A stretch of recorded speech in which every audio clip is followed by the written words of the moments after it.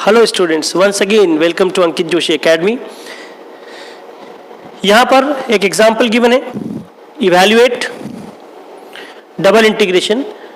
यहाँ पर कुछ मेंशन नहीं किया है, पर मैं इस सवाल को सॉल्व करने वाला हूँ using the concept of change of order of integration. तो change of order of integration के ऊपर और एक सवाल आपके सामने, देखते हैं कैसे अप्रोच करना है। सबसे पहले हम यहाँ पर लिमिट्स को लिस्ट कर लेते हैं। लिमिट्स क्या क्या गिवन है, 0 से a और y² बाय a से लेकर y, ये दो सेट्स लिमिट्स के आपके सामने हैं। अब देखिए,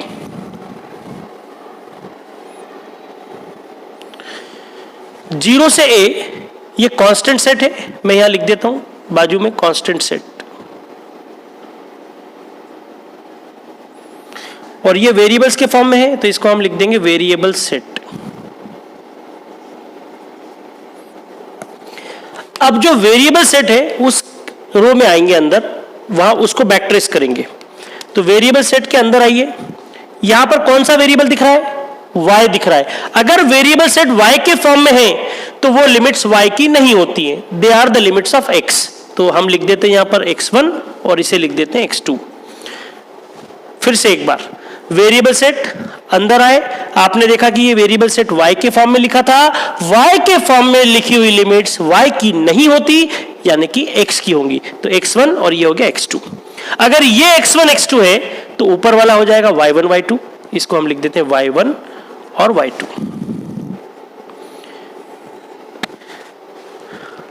अब देखिए, इस बार आपको पढ़ना है कांस्टेंट सेट। कांस्टेंट सेट, ऊपर आओ अंदर, 0 से a ये कांस्टेंट लिमिट्स है, कांस्टेंट लिमिट्स है। कांस्टेंट लिमिट्स किसकी है, देखो जरा, y1 y2, यानी कि y की लिमिट्स कांस्टेंट हैं, y की लिमिट्स कांस्टेंट है। हम यहां लिख देते हैं y has constant set of limits. अच्छा, अगर y की लिमिट्स कांस्टेंट हैं तब आपको ज्यादा विचार नहीं करना है, डायरेक्ट लिख देना है x will be having variable limits. x has variable limits. तो अब इस कमेंट को पढ़ के हम नॉर्मल ऑर्डर ऑफ इंटीग्रेशन लिखने वाले हैं।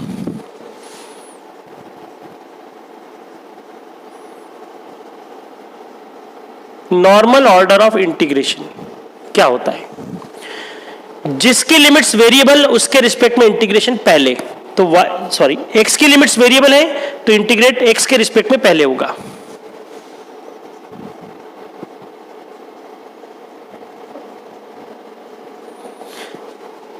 x के रिस्पेक्ट में पहले है तो ऑब्वियसली y के रिस्पेक्ट में बाद में होगा।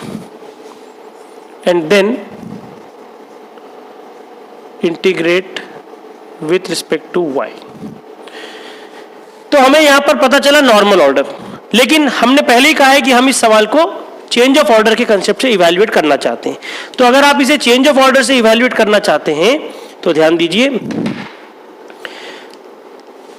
जो भी आपका नॉर्मल ऑर्डर आया है उसको रिवर्ट कर लीजिए, उल्टा कर लीजिए, पलटा लीजिए। So we will be getting new और चेंज्ड ऑर्डर, न्यू और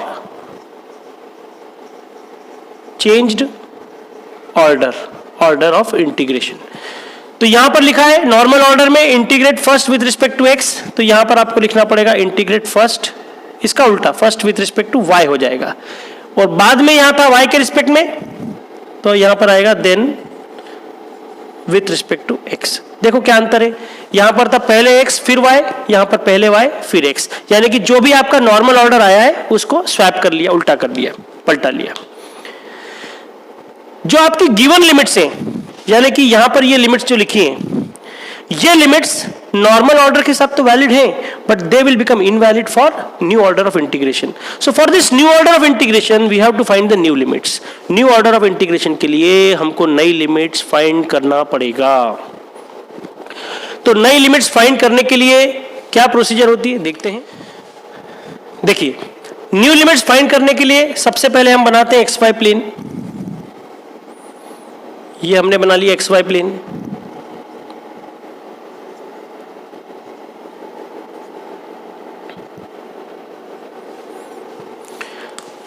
अब यहां पर देखिए y इक्वल टू 0, यानी कि ये है एक्स एक्सिस, ये हो गया आपका y इक्वल टू 0, ये लाइन हो गया y इक्वल टू 0।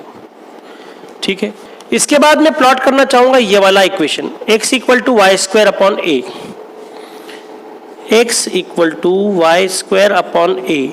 तो इसको हम लिख पाएंगे y square equal to a x. तो y square equal to a x, ये तो एक पैराबोला है, पैराबोला ड्रॉ कर देते हैं। अच्छा, ये पैराबोला कैसा होगा, y की डिग्री 2 है तो हॉरिजॉन्टल पैराबोला होगा। हॉरिजॉन्टल पैराबोला मतलब या तो ओपनिंग राइट वर्ड या ओपनिंग लेफ्ट वर्ड। अगर ये राइट हैंड साइड का साइन पॉजिटिव है तो ये ओपनिंग राइट वर्ड होगा, तो राइट साइड में खुलने वाला पैराबोला ये हमने बना लिया। ये इक्वेशन है y square equal to a x.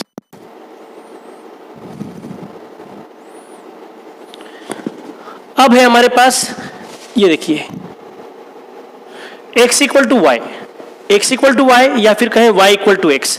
So y equal to x is a line passing through origin making an angle of 45 degree with the x axis. तो x एक्सिस से 45 डिग्री का angle बनाते हुए origin से एक line निकाल दीजिए। तो ये जो लाइन है, इस लाइन का इक्वेशन है y इक्वल टू एक्स, ये भी हो गया। अच्छा, अगर आप इस पॉइंट के कोऑर्डिनेट्स निकालना चाहें तो कैसे निकालेंगे, ये पॉइंट और ये पॉइंट पैराबोला और इस लाइन का इंटरसेक्शन है, पैराबोला और लाइन का इंटरसेक्शन है। तो पैराबोला का इक्वेशन क्या है, पैराबोला का इक्वेशन है y square equal to a x, ये लिखा। लाइन का इक्वेशन है वाई इक्वल टू एक्स, ऐसा मान लेता हूं। तो हम क्या करते हैं, पैराबोला और लाइन के इक्वेशन को साइमल्टेनियसली सॉल्व करते हैं, एक साथ सॉल्व करते हैं। तो जो पॉइंट्स मिलेंगे, these points will be the coordinates of points of intersection of parabola and line। तो y इक्वल टू एक्स 1 में रख दीजिए, y की जगह पर x रख दीजिए, तो ये हो जाएगा x square equal to a x. इधर लाइए मेरी तरफ, तो यहां से x कॉमन आ जाएगा, x minus a equal to 0। तो यहां से एक तो वैल्यू आई x की 0 और दूसरी value I a, 0 and a। तो x की वैल्यूज तो आ गई हमारे पास। y की वैल्यू निकालने के लिए ये रिलेशन है y square equal to a x, और simply I can use y equal to x equation 2। तो इक्वेशन 2 से y और x बराबर है, तो जब x की वैल्यू 0 है तो y भी 0 होगा, जब x की वैल्यू a है तो y भी a होगा। तो पॉइंट्स ऑफ इंटरसेक्शन क्या है, 0 0 एंड a a। तो पैराबोला और लाइन का इंटरसेक्शन पॉइंट आया 0 0, ऑब्वियसली 0 0 ये वाला पॉइंट है ओरिजिन, और a a ये वाला पॉइंट होगा। ठीक है सर, यहां तक तो आ गए। अब देखिए, अब एक लाइन एक लिमिट प्लॉट करना रह गया, वो लिमिट था y equal to a. So y equal to a is a line parallel to x axis, y equal to constant is a line parallel to x axis. तो x axis से a distance पर एक line बनाइए, x axis से a distance पर एक line बनाना है, और ये लाइन x एक्सिस को पैरेलल होगी। So y equal to a, ये लाइन जाने दो इसको इधर। So this line is nothing but y equal to a. ठीक है, अब देखो बेटा, ये चारों लिमिट्स को प्लॉट करने पर ये डायग्राम मिला आपको, ये स्केच मिला।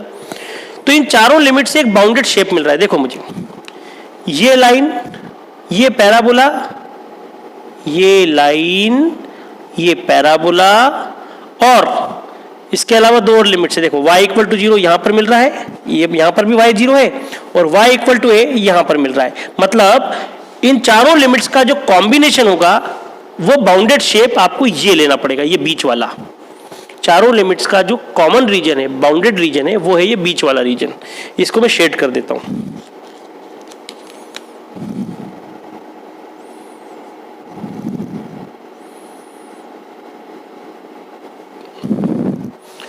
ये हमने रीजन शेड कर लिया।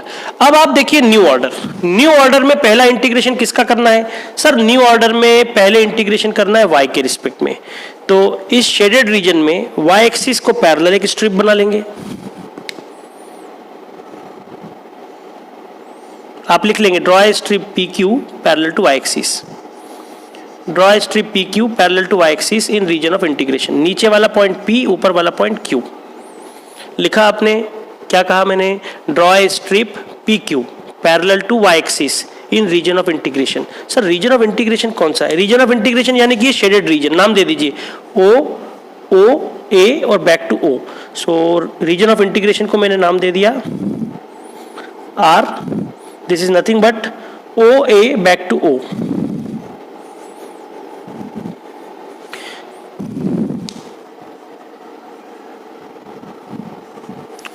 सो स्टार्ट करते हैं। Draw a strip P Q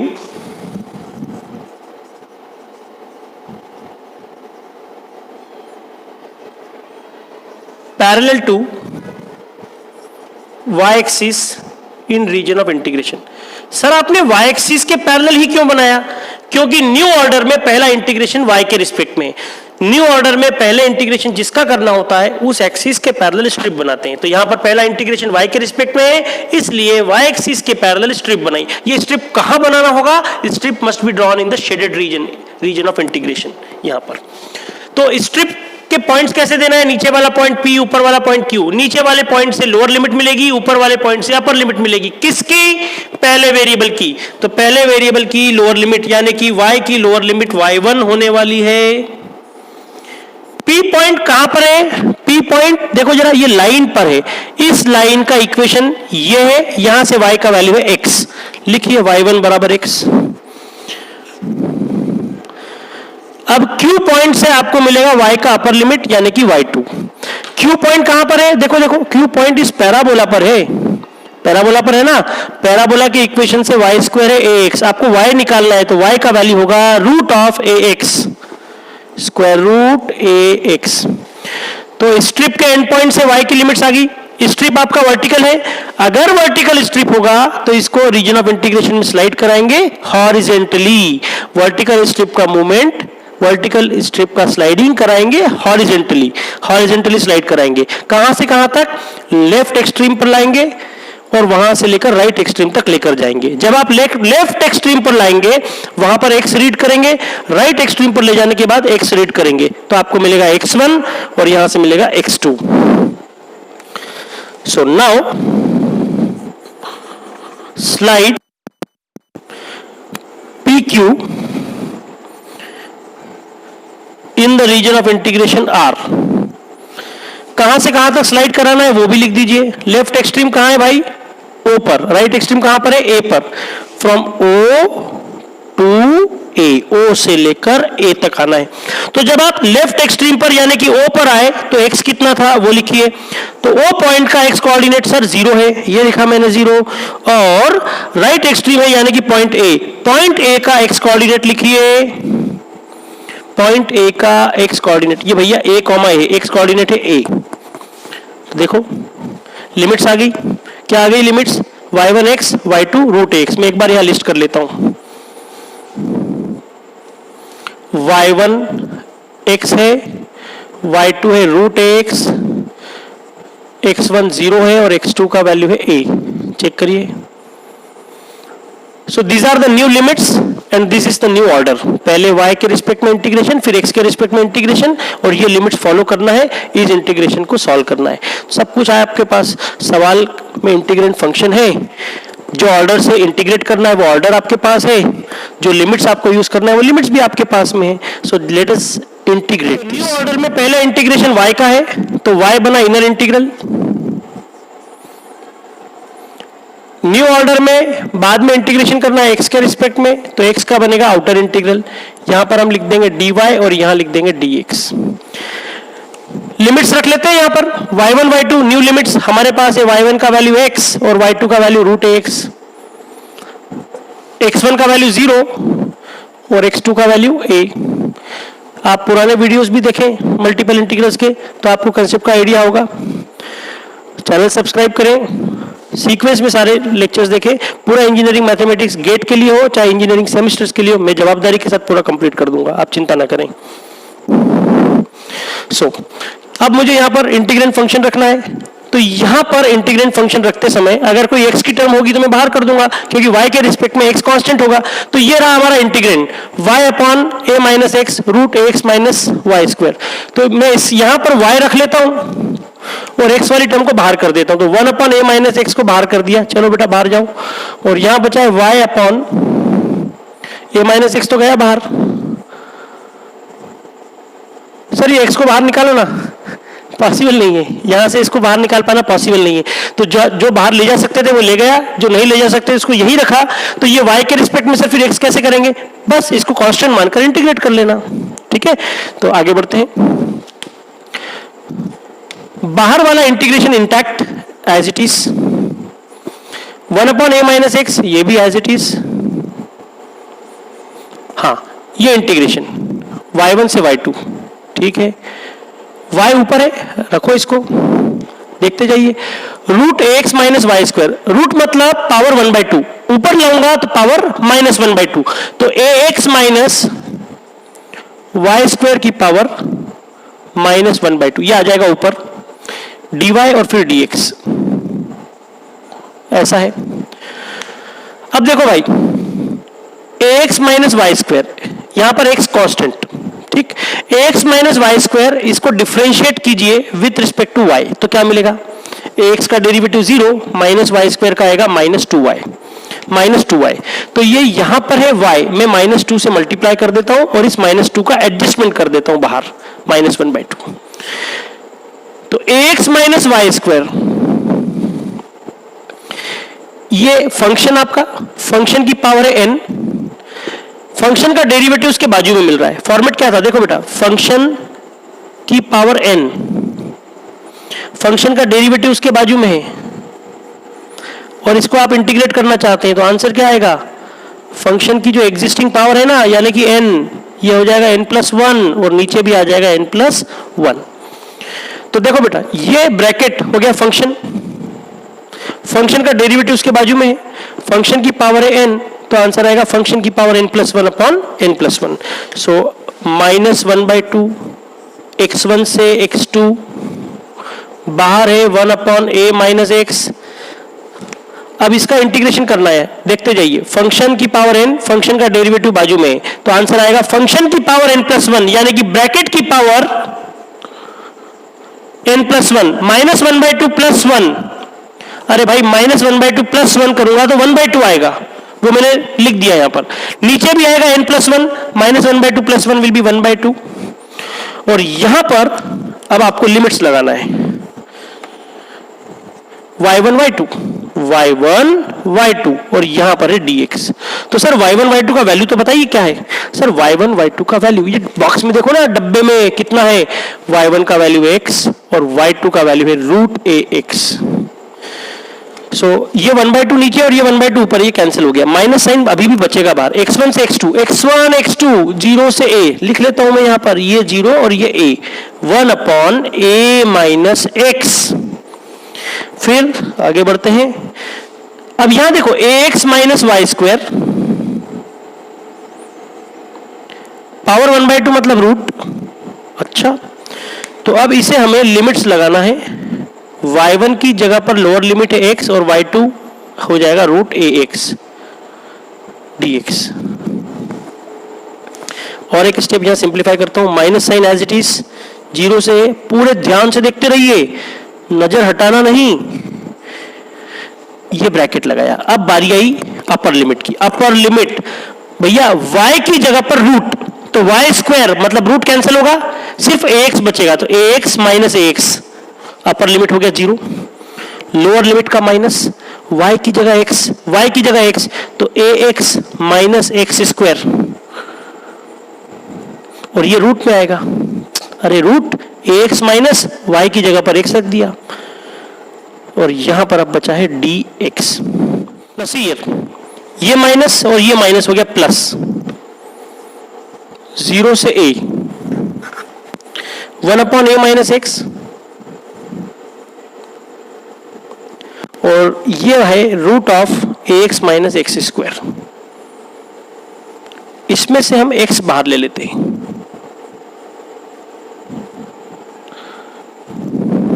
ऐसा बनेगा, x कॉमन ले लिया तो ये बचा a माइनस एक्स, ये माइनस माइनस पहले ही प्लस हो चुका है।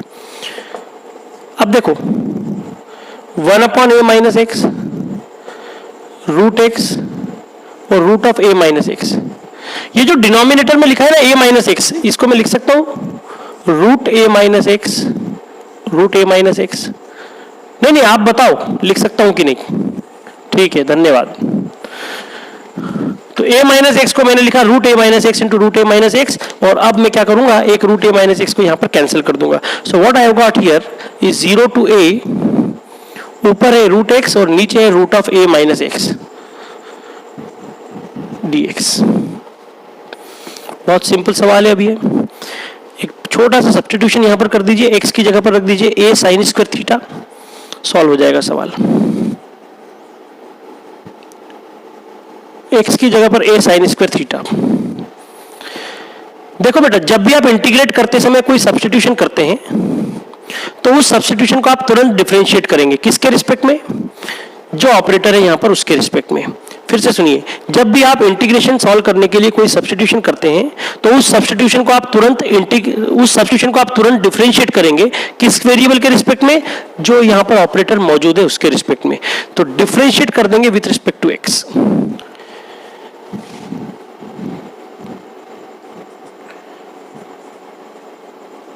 तो ऐसे साइन थीटा का डेरिवेटिव फिर से, तो cos theta d theta upon D x. इस डी एक्स को हमने क्रॉस मल्टीप्लाई करके यहां भेज दिया।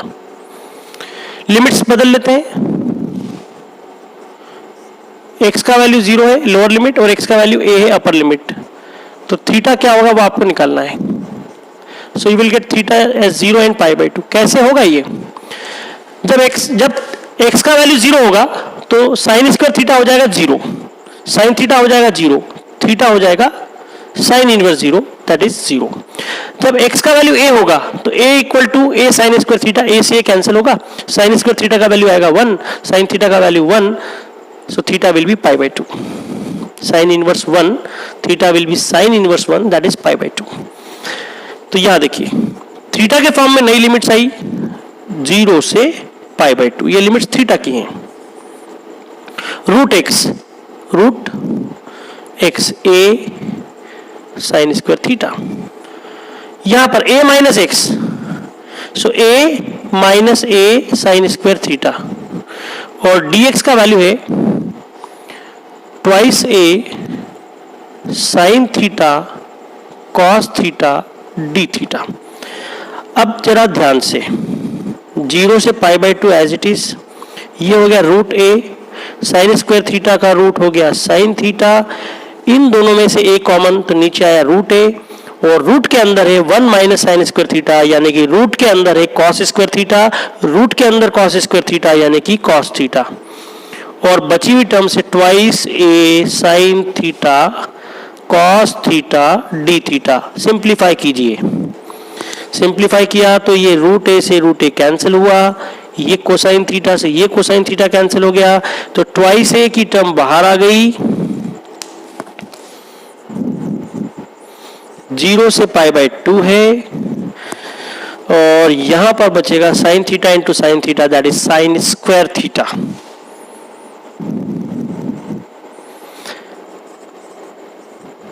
साइन स्क्वायर थीटा को हम लिख सकते हैं 1 minus cos 2 theta by 2। So a is remaining 1 का इंटीग्रेशन थीटा, कॉस 2 थीटा का इंटीग्रेशन साइन 2 थीटा, 2 थीटा का नीचे डिफरेंशिएशन 2, और थीटा की जगह पर रखना है 0 से पाई बाई 2। बस एक स्टेप और सिंप्लीफाई कर लेते हैं। सो a, हाँ जी, अपर लिमिट थीटा की जगह पर पाई बाई 2 रखा तो यहां आया pi by 2 minus sine 2 pi by 2, sine 2 pi by 2 यानी कि साइन पाई, अरे यार साइन पाई होता है 0। सर लोअर लिमिट रखा ही नहीं आपने, lower limit theta equal to 0 है, यहाँ थीटा की जगह पर 0 रखा तो ये 0 हो गया, यहाँ पे साइन 0 रखेंगे, साइन 0 होगा, sine 0 is also 0। So our final answer is a pi upon 2।